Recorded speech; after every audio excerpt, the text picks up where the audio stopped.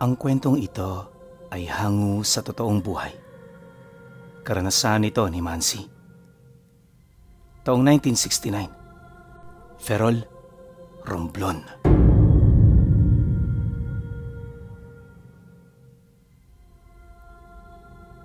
Noon pa man, nakaugalian na ni Mansi ang magtampisaw sa tabing dagat kapag umaga.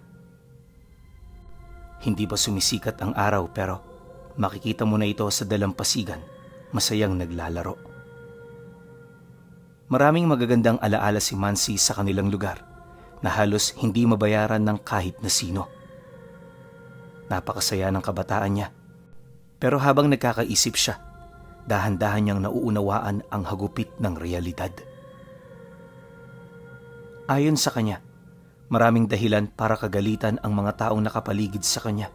Subalit kusa itong napapawi tuwing nakikinig siya sa payo ng kanyang ina. Mahal na mahal ni Mansi ang nanay niya, kaya sa kabila ng maraming pang-aapi, patuloy pa rin siyang naniniwala sa pag-asang dala ng mga mahal niya sa buhay. Lumipas pa ang mga taon. Pagtungtong niya sa edad na 18, may nakita siyang bagay na tuluyang nakapagpabago sa buhay niya. Sa pagkakatanda ni Mansi Pinuno, kasagsagan ng pagtampisaw niya noon sa dagat nang may makita siyang pulang bagay na gumagapang sa ilalim nito. Parang balat na may halong alupihan ang nilalang na yon, kaya agad nitong nakuha ang kanyang atensyon. Noong una, wala naman siyang nararamdamang panganib, lalo pat para sa kanya, isa lang itong pangkaraniwang lamang dagat. Ngunit nang malapitan siya nito, dito niya nakita na unti-unti itong nanunuot sa kanyang balat. Wala siyang nararamdamang sakit, kaya sa takot niya, dali-dali siyang pumunta ng pangpang. Hindi na rin muna niya yun ipinaalam sa kanyang pamilya para naman kahit papaano hindi yun mag-alala. Pag-ahon niya sa tubig, nasipat niya itong nakapasok na sa katawan niya. Dahan-dahan itong gumagalaw sa ilalim ng kanyang balat, kaya minsan na ring sumagi sa isip niya na hiwain ito para makuha. Ang problema, wala siyang lakas ng loob. Naisip niya kasi kung gaano ito kasakit, kaya hindi niya na ito pinangahasan. Makalipas pa ang ilang minuto, lahat ng nakikita niya naglaho na lamang na parang bula. Maging siya man, hindi maiwasang magtaka, gawa ng papaano ito naglaho nang hindi man lang siya nasasaktan. Akala niya wala lang, kaya hindi niya na ito pinagtuunan ng pansin. Subalit sa pagdaan ng araw at linggo, may kakaiba siyang bagay na nararamdaman niya sa kanyang kalooban. Nangyayari ito kapag hapon, magbabandang 5:00. Akala nga niya nung una nagkataon lang, kaya naman nung nasaktan na siya, tsaka pa lamang siya kumilos. Ang hindi niya lang inaasahan na yung naramdaman pala niya ang simula ng kanyang kalbaryo. Kinagabihan noong mismong araw, nagkaroon ng matinding lagnat itong si Mansi.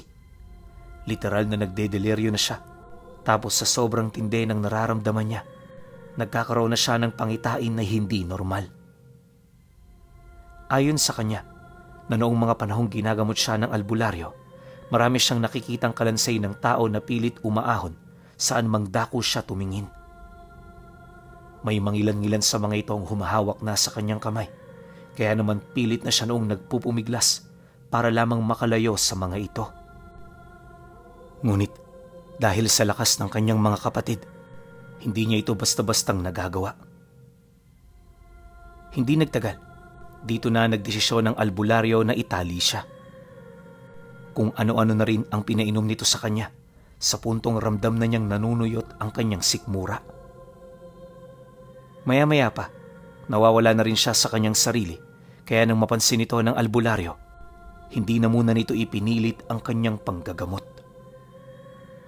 Ang ginawa nito, pinagpahinga na muna siya dahil sa isip-isip ng albularyo, mapapagaling na siya ng gamot na kanyang ibinigay. Pagtungtong naman ng sumunod na araw, laking gulat na lamang ng kanyang pamilya nang bigla siyang bumangon sa higaan, animoy wala siyang pinagdaan ng karamdaman. Lahat ng nakakita sa kanya, walang nakapagwika, gawa ng alam nila kung gaano katindi ang karamdamang pinagdaanan niya. Aminado rin ng mga ito na naisip nilang hindi na makakaligtas si Mansi sa ganoong karamdaman. Paglapit naman niya sa manggagamot, taos-puso siya ritong nagpasalamat. Pagkatapos, inabisuhan niya ito na hindi na nito kailangan pang ipagpatuloy ang pagtulong sa kanya. Dagdag pa niya na nakapagpahinga na siya ng maayos at ang karamdamang kanyang iniinda kusa nang nawala. Dahil sa kanyang sinabi, nagpumilit pa rin itong tingnan ang kasalukuyan niyang kalagayan. Nang mapagtanto naman ni Mansi na hindi talaga ito magpapapigil, pinili na lamang niyang sumunod. Lingid sa kaalaman ng marami na dahil sa pangyayaring yon, naging malawak ang kanyang pananaw at pag-iisip. Hindi na niya basta-bastang sinusunod ang kanyang nais, lalo na kung alam niyang makakaapekto ito sa mga taong nakapalibot sa kanya. Magmula noong nagkaroon siya ng ganoong kaisipan, pakiramdam niya napakalayo na niya sa dati niyang pagkatao. Taliwas sa kanyang mga kapatid na palaging laro ang nasa isip, si Mansi noon, abala na pinag-iisipan ang kanyang hinaharap. Naniniwala kasi siyang ito ang kinakailangan niyang paghandaan, higit sa anumang bagay. At sa halip na maglaro, pinipili niyang sumama sa kanyang ama para mangisda at magtanim ng mga gulay. Sa loob ng ilang buwan, ganon at ganon ang kanyang ginagawa habang nananatiling walang ideya sa kung ano ang nangyayari sa kanya. Akala nga noon ni Mansi Pinuno, mawawala rin ang ganoon niyang pakiramdam, pero nagkamali siya. Dahil sa pagsapit ng taong ito, nagkaroon ng karamdaman ng kanyang nakababatang kapatid. Nausog umano ito ng isang usikan sa baryo, sabi nung albularyong nilapitan nila. Pagtatapat pa nito na, hindi basta-bastang maaalis ang ganoong karamdaman, kaya mas mainam na hanapin nila ang usikan upang ito ay mapakiusapan. Mariing ding inilahad ng albularyo, kilala na ito ng maraming tao kaya di na sila mahihirapan. Dagdag pa nito na, madali namang kausapin ng matanda, kaya hindi na nila ito maaaring idaan sa dahas. Marahil ay napagdiskitahan lang nito ang kanyang kapatid, o hindi naman kaya'y may nagawa itong bagay na hindi nito nagustuhan.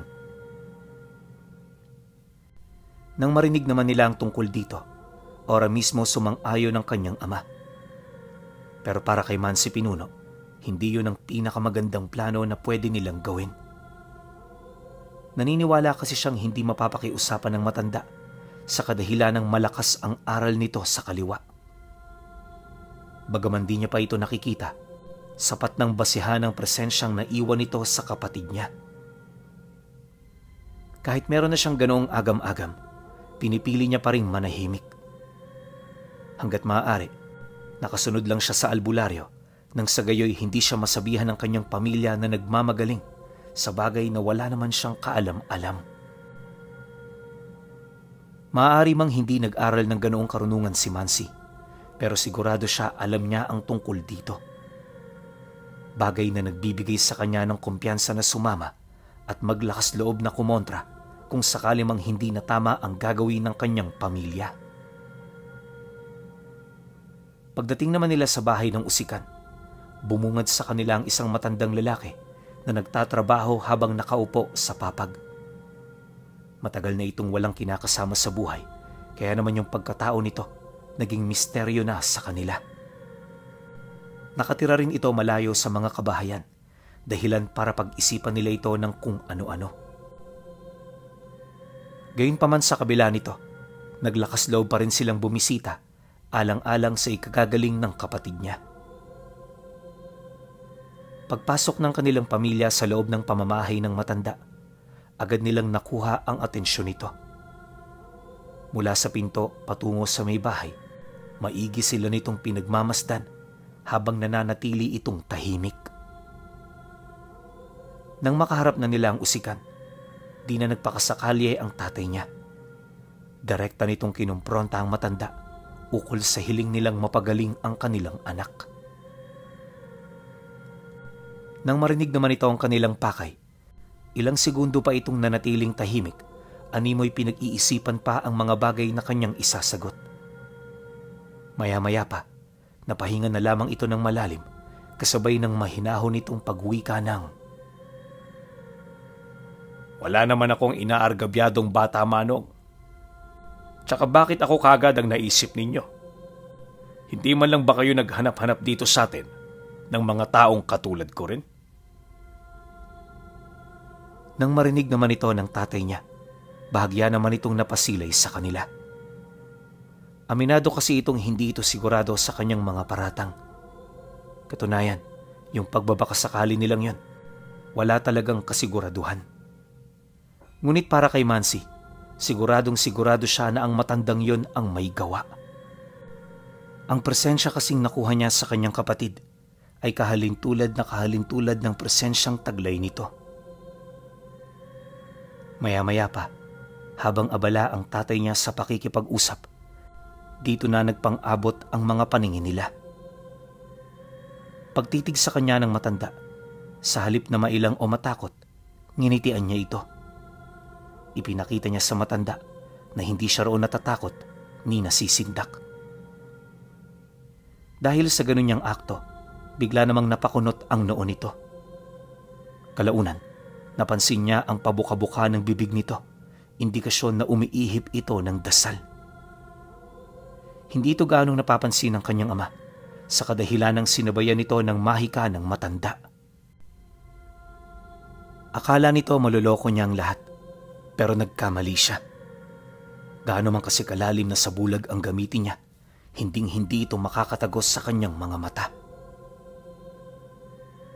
Makalipas pa ang ilang minuto, nang akmang matatapos na ang matanda sa pagdarasal, dito na siya kampanteng nagsalita.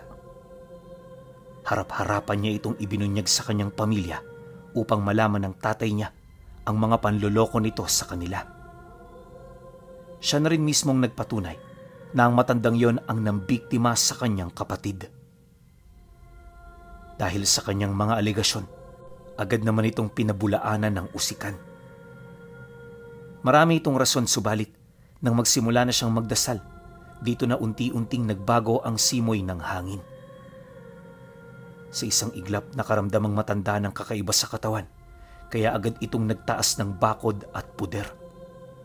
Umihip na rin ito ng tigalpos sa paligid, animoy sinusubukan itong harangan ang kanyang mga usal. Ngunit nang mapansin niya ito, parang kanyang kinausap ang matanda ukol dito. "Pasensya ka na, tanda, pero sa oras na nakapagdasal na ako, hinding-hindi mo na yan mababawi pa. Ang tanging magagawa mo, magmakaawa na sana'y hindi ka mapahirapan ng mga sakit na ibibigay ko sa'yo.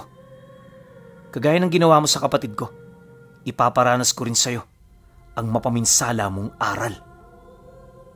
Matapang na wika niya rito. Matapos naman niya itong mailahad, gamit ang lihim na karunungan, inutusan niya ang kanyang pamilya na umuwi na. Paglabas nila ng tahanan, lahat ng sakit ng kapatid niya, ibinaon niya sa lupa na kinatitirikan ng bahay nito. Wala na siyang pakialam kung anong iisipin noon ng matanda. Ang importante na ilahad niya ang mga bagay na gusto niyang sabihin. Pagbalik nila sa kanilang tahanan, dito siya kinausap ng kanyang ama. Maging ito man kasi, gulat na gulat sa mga ginawa niya. Nang marinig naman niya ang lahat ng katanungan nito, minabuti muna niyang paghandaan ito ng makakain bago tuluyang kausapin.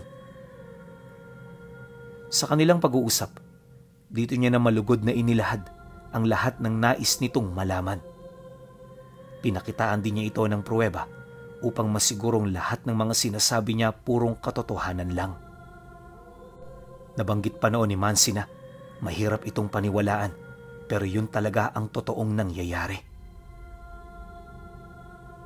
Matapos namang marinig ng kanyang ama ang lahat ng kanyang sinabi, dito na ito nagsimulang magtanong. Una nitong sinabi, papaano siya nagtaglay ng ganoong abilidad at kung bakit umabot siya sa ganoong kalagayan nang hindi man lang ito napapansin. Dagdag pa ng tatay niya na bibihira sa kanilang pamilya ang magtaglay ng lihim na karunungan, kaya ang mga ipinamalas niya ay talaga namang kamangha-mangha. Nang marinig naman ni Mansi ang sinabi nito, maging siya man ay nagkaroon ng mga katanungan. Mga katanungang hindi niya basta-bastang masasagot kung hindi pag-iisipan ng maigi. Katunayan, para lamang maging klaro ito sa kanyang ama, inabot siya ng halos ilang oras para mapag-isipan kung saan nga ba nagsimula ang lahat. Maging siya man kasi, hindi kumbinsido na nagmula ito sa nilalang na kanyang nakita sa dagat. Ang kaso lang, kahit anong isip niya, wala na siyang ibang ideya. Dahil sa ganoong sitwasyon, pinanindigan niya ang mga bagay na kanyang nalalaman. Nang maunawaan naman ito ng tatay niya, hindi na rin ito tumutulpa. Basta ang abiso nito sa kanya, alamin ang sukdulan ng kanyang abilidad. Pinayuhan din siya nitong mag-ingat, lalo pat ang matandang usika na kinalaban niya ay merong kaibigang nagtataglay ng kakaibang dugo sa katawan. Nang marinig naman ni Mansi ang sinabi nito, napangiti lang naman siya habang sumasagot dito ng, "Mas magandang ang marami sila, tay, para naman maging mas masaya ang aming paglalaro. Ito ang una kong karanasan sa ganitong mga nilalang, kaya sisiguraduhin ko na mabibigyan ko sila ng magandang laban." Dumaan pa ang mga araw, hindi na muna siya sumama sa trabaho. Habang ang tatay niya ay abala sa paghahanap buhay, itong si Mansi naman abalang-abala sa pag-eksperimento. Ayon sa kanya, lahat ng taglay niyang karunungan, direktang ibinabahagi ng kanyang kamalayan. Sa madaling sabi, kapag nakakaisip siya ng plano, may mga usal at gabay siyang naririnig kung papaano niya ito gagamitan ng mahika. Tanging mga tinig lang din ang naririnig niya at ni minsan, hindi pa siya nakasilay sa kanyang pangitain ng mga nilalang na pwedeng gumabay ng ganun sa kanya. Basta, tuwing nagkakaroon siya ng dagdag kaalaman, nanunumbalik sa kanya ang figurang nakita niya sa ilalim ng dagat. Ang mas nakakagulat pa sa lahat, saklaw ng kakayahan nito ang lahat ng abilidad. Kung gugustuhin, kaya niyang mangulam, maging usikan, at lalong-lalo na, maging isang aswang kung ito ay labis na kinakailangan. Madali lang din sa kanyang gumamit ng aral ng kanan, depende sa kanyang mga pangangailangan. Kaya niya rin itong pagsabayan, kaya nasisiguro niya na walang makakatalo sa kanyang nilalang na ang tanging alam lamang ay iisang aral. Sa loob ng 3 linggo, mas lumalim pa ang karunungang taglay niya. Pakiramdam niya nga noong mga sandaling yon, malayong-malayo na siya sa dating buhay niya. Magmula kasi noong nakapasok siya sa ganoong tadhana, hindi niya na naisip ang kanyang sarili. Mas tumindi ang kanyang pagmamalabis na matuto sa mga bagay na alam niyang merong pakinabang. Dagdag pa niya na, dahil sa ganun niyang abilidad, akala talaga niya hindi na mangangahas ang usika na makipagtuos sa kanya. Subalit lingid sa kanyang kaalaman, palihim na pala itong gumagawa ng plano kung papaano siya pababagsakin. Pagsapit ng araw ng Sabado, habang tahimik sa kanilang lugar, may nasipat siyang mga hayop na tila bang umaaligid malapit sa bahay nila. Sa unang tingin wala naman doong kaduda-duda. Gawa ng yung mga hayop na kanyang nakita, ginagamit sa bundok ng mga magsasaka. Hindi malabong may mapadaang ganoon sa malapit, lalo pat ilang metro lang din ang layo ng kanilang bahay sa isang palayan. Ang problema lang, alam ni Mansi na hindi mga totoong hayop ang kanyang nakikita dahil sa loob nito may nasisipat siyang aswang na nagkukubli. Alam niya na malimit na nagtatago sa ganoong balat kayo ang mga aswang, kaya naman ang masipat niya ito, yun kagad ang pumasok sa kanyang isip. Pagpatak naman ng dapit hapon, mas dumami pa ang mga hayop na pagala-gala sa labas. Yung mga kapatid niya, medyo nagtataka na rin sa kadahilan ng yon ang unang beses na nangyari sa kanila ang ganoong bagay. Pagdating naman ng kanyang ama, maging ito ay napatanong sa mga kalabaw na kanyang nakasalubong. Nang marinig naman niya ang sinabi nito sa kanya, kampante niyang inilahad ang tungkol sa mga aswang na ilang araw na sa kanilang umaaligid. Dagdag pa niya na maaaring sa gabi susugod ang mga ito, kaya kinakailangan nila itong paghandaan. Pagkasambit naman niya ng mga kataga, lumabas siya para dasalan ng lahat ng batong naipon niya sa harapan ng pintuan ng bahay. Wala na kasi siyang mahagilap ng mga pangontra, kaya ang naisip niyang gamitin para maging depensa ng kanyang pamilya ay ang mga batong bubuhayin niya gamit ang mga buhay na salita. Lagpas 1.5 oras din niya itong naritwalan bago niya ito tuluyang mapagana. Nang may saayos na niya ang lahat, hindi na siya pumasok sa loob ng bahay hanggang sa sumapit ang gabi. Hindi na rin siya kumain ng hapunan, gawa ng kanina pa siya hindi mapakali sa mga susunod na mangyayari. Sa pagtalikod naman ng araw sa kalupaan, unti-unti nang nagbago ang ihip ng hangin. Bagaman kalmado ang paligid, ramdam niya ang nagkukubling panganib sa likod ng mga punong kahoy. Nasisiguro rin niyang dito nagtatago ang mga aswang dahil sa doon nagsisikumpulan ang mga mabibigat na presensyang sumasabay sa hangin. Hindi naglaon, pagtungtong ng 9:00 ng gabi, dito na nagsimula ang mga kakaibang atungal na kanilang naririnig. Umiikot ito sa lahat ng direksyon, dahilan para ang mga asong nasa paligid hindi na mapigilang umalulong. Kahit yung mga kapitbahay nilang ilang metro ang layo sa kanila, ramdam na rin niya ang matinding pag-aalala. Maya-maya pa, dito na nga niya nasilayan ang 2 matandang lalaki na naglalakad di kalayuan sa kakahuyan na nasa ibayong parte lang ng daan. Kaya naman nakita niya ito kaagad ay dahil sa meron itong daladalang sulo na gawa sa kawayan. Paglapit naman ito sa bakod ng bahay, bahagya naman yung napahinto. Titig na titig ito sa kanya, animoy lahat ng kilos niya, pinag-aaralan nito ng maigi. Bago rin siya nakalapit sa 2, mariin siya nitong inabisuhan na ang lahat ng mga kasama nila ay nakatitig sa kanya. Ano man ang kanyang gagawin, yon ang magiging rason para umatake ito at mapaslang siya. Pagkarinig naman ni Mansi sa sinabi ng matanda, hindi niya maiwasang tumawa habang sumasagot dito ng, "Ako ba talaga ang nasa panganib? Sigurado ka ba dyan? Magkasalungat kasi tayo ng pinaniniwalaan. Sa isip ko, hindi ako ang delikado, kundi kayo." Dahil sa kanyang sinabi, bigla namang umangil ang matanda habang unti-unting namumula ang mga mata nito. Tinubuan na rin yun ng matatalas na pangil, tapos yung balat nito biglang umumbok na para bang kumapal ito ng ilang sentimetro.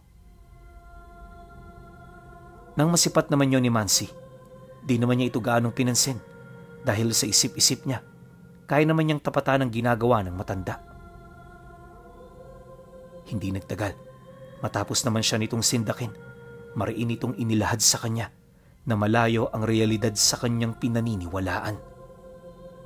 Dagdag pa nito na, sa kasalukuyan niyang lagay, wala siyang pag-asang manalo. At upang makaligtas sa tiyak na kamatayan, kinakailangan niyang isuko ang kanyang sarili, maging ang kanyang ama. Yon ang magsisilbing kabayaran ng kanilang pamilya para sa mga kasalanan na kanilang ginawa. Subalit, nang marinig niya ang sinabi nito, hindi niya ito sinunod hanggang sa dito na tumaas ng tumaas ang tensyon. Sa isang iglap, ang maayos sanang pag-uusap ay nauwi sa isang madugong labanan. Si Mansi kontra sa isang lahi ng mga aswang na may mga kasamang usikan. Kung uunawain ang sitwasyon, napaka-imposible para sa kanya na manalo. Bukod sa dami ng mga aswang, napaka-makapangyarihan din ng mga ito. Dagdag isipin din para sa kanya ang mga usikan na walang patid na umiihip ng mga sakit at sumpa sa hangin. Makalanghap lang siya roon ng kahit konti paniguradong malalagay sa alanganin ang kanyang buhay. Pagsilay naman ni Mansi na papasugod na ang mga kalaban niya, taimtim siyang nagdasal upang mapagana ang mga pangontrang inilagay niya sa mga bato. Pagtaas naman nito, hindi kaagad nakapasok ang mga aswang. Ilang beses nitong pinalibutan ang kanilang bahay habang nag-iisip ng paraan kung papaano makakapasok. Dahil sa ganoong pangyayari, nagkaroon siya ng sapat na panahon upang gulatin ang mga kalaban niya. Gamit ang kanyang kakayahan, nagsambit siya ng mga usal na halos kahalintulad ng usal na ginagamit ng mga aswang. Habang ginagawa niya ito, dahan-dahan siyang kumuha ng lupa upang ito'y kainin. Matapos niya itong gawin, sa isang kisap mata, biglaang nagbago ang anyo niya. Lumaki ng husto ang kanyang katawan, tapos nagkaroon siya ng mahahabang balahibo. May umusli ding matalas na sungay sa kanyang noo na sinabayan naman ng pagkumpas ng mga pakpak na umusli sa kanyang likod. Nang masipat naman ng mga aswang ang kanyang pagpapalit anyo, dito na nito hindi maiwasang dumistansya sa kanya. Lahat hindi makapagsalita, indikasyon na nasurpresa ang lahat sa kanyang ipinakita. Dahil sa kanyang pagpapalit anyo, muling nakipag-usap ang matandang usikan sa kanya. Sa kasagsagan ng pananalita nito, ramdam na ramdam niya ang matindi nitong pagkasindak na pilit nitong itinatago.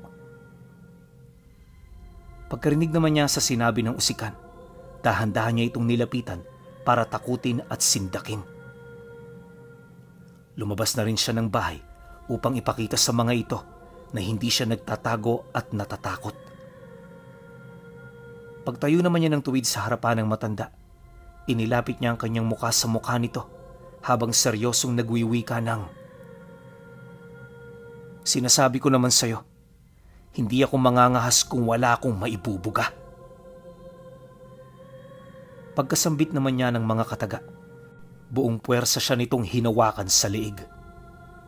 Yung kasama nitong matandang nakatayo sa tabi nito, sinapak niya ng kaliwa niyang kamay, dahilan para tumilapo nito papalayo. Sa sobrang lakas din ng pag-atake niya, nakita niya na umikot ang mukha nito bago ito naglaho sa kanyang paningin. At sa estado ng matandang yon, paniguradong binawian niyo ng buhay bago pa man ito sumubasob sa lugar na narating niya. Dahil sa atake niyang yon, hindi na nakapagtimpi pa ang mga aswang na umaaligid. Walang sabi-sabi, muli itong umatake gamit ang buo nilang lakas. Sama-sama rin itong sumunggab sa kanya nang sa gayoy masigurong mapapangibabawan siya ng mga ito sa lahat ng aspeto. Ang hindi lang nila alam na kahit sa ganoong estado pala ni Mansi, kaya niyang magtaglay ng lihim na karunungan ng kanan. Walang sabi-sabi, agad siyang umihip ng bakod at puder sa kanyang katawan, dahilan para masunog ang balat ng mga aswang na nakakapit sa kanya. Pag-ihip naman niya ng tigalpos sa paligid, sinabayan niya ito ng isang malakas na selyo na bumalot sa kabuuan ng palayan. Para itong isang malaking bola na purong presensya kung saan ang nasa labas nito ay kamatayan ng mga nilalang na nakakulong sa loob. Matapos naman niya itong maibahagi sa mga kalaban niya, merong ibang mga naniwala at meron din namang hindi. Akala nila nagsisinungaling lang itong si Mansi, pero paglabas ng isa nilang kasama, bigla itong sumubasob sa lupa. Hindi na ito nangisay o naghingalo pa, basta diretso na lamang itong nawala ng buhay. Dahil dito, muli siyang nagsalita upang ipaalala sa mga nilalang ang kakayahan ng pangselyo na kanyang binitawan. Ayon sa kanya, binubuo ito ng mabubuting enerhiya, kaya lahat ng mga masasamang lalabas dito, pinapatay nila. Dagdag pa niya na, para mawala ang pangselyo, kinakailangan nilang paslangin ng taong may gawa nito. Yun lamang ang paraan upang makalaya sila sa ganoong sitwasyon. Limitado lang din ang oras ninyo. Kaya hangad ko na magmadali kayo.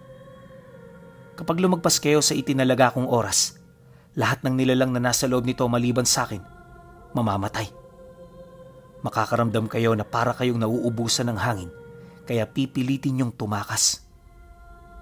Ang problema lang, habang tumatagal mapapansin niyo na parang bumabagal na rin ang oras.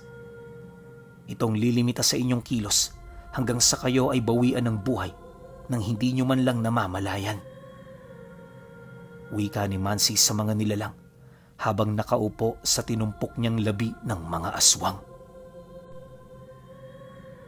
Pagkarinig naman ng mga nilalang sa sinabi niya, hindi na ito nagsayang ng oras. Lahat nagtulong-tulong, subalit sa kasamaang palad, walang kahit ni isa ang nagtagumpay.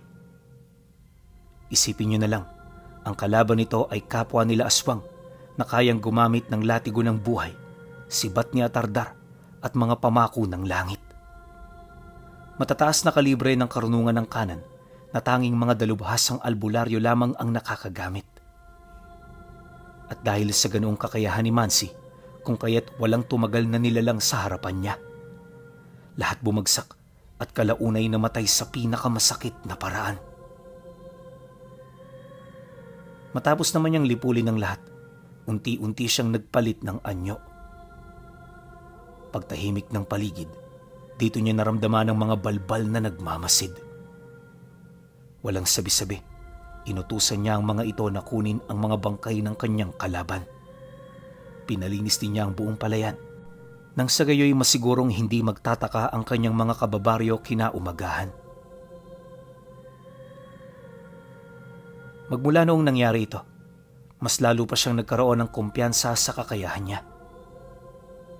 Dala ng kuryosidad sa bisa ng kanyang abilidad, dito na siya nagsimulang gumawa ng mga bagay na hindi malimit ginagawa ng mga batang nasa edad niya. Sa loob ng ilang taong paglalakbay, kung saan-saan na siya nakapunta. Gamit ang kanyang abilidad, marami siyang sinubok na nilalang na sa loob lamang ng ilang araw, nagawa niyang matalo. Nagkaroon din siya ng kaugnayan sa mga albularyo hanggang sa maging bantog na siya sa lahat ng dako. Sa pagtanda ni Mansi, kahit retiro na siya sa kanyang trabaho, marami pa rin ang kumikilala sa kanya. Lahat hindi nakalimot tungkol sa pag-iral ni Mansi, ang pinakadalubhasang albularyo sa buong Romplon.